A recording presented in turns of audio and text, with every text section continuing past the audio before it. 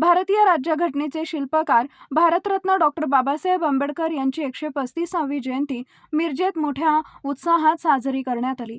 Doctor Babasaheb Ambedkar यांना पुष्पांजली अर्पण करून भाजप महिला जिल्हाध्यक्ष स्वातीताई खाडे यांनी अभिवादन केले।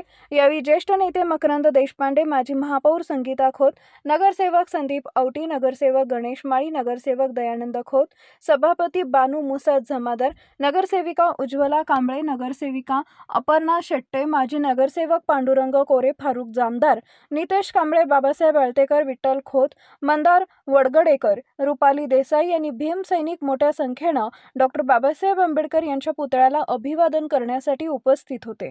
आज आम्ही सगळे इथे आपले भारतरत्न डॉक्टर बाबासाहेब आंबेडकर यांची जयंती साजरी करण्यासाठी इथे उपस्थित आहे। आपल्या सर्वांना माहिती आहे, डॉक्टर बाबासाहेब आंबेडकरांनी समाजातल्या प्रत्येक घटकासाठी कार्य केलेलं आहे।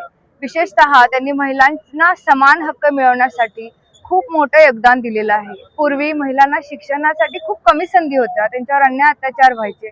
तसेच महिलांना पुरुषांबरोबर समान अधिकार नव्हते, त्यासाठीही त्यांनी कायदे बनवले। आणि आज आपण आपल्या समाजात बघताना त्यांच्याच विचारांनी आपण कुठेतरी आज महिला शिक्षण घेताना दिसतात, प्रत्येक पुरुषांच्या बरोबर काम करताना दिसतात। हे आपल्याला बाबासाहेब आंबेडकरांमुळे मिळालेलं खूप मोठं त्यांच्या योगदानामुळे आपण आज समाजामध्ये वावरताना दिसतोय। त्यामुळे आज बाबासाहेब आंबेडकरांना माझं विनम्र अभिनंदन। इतकंच बोलते, थांबते।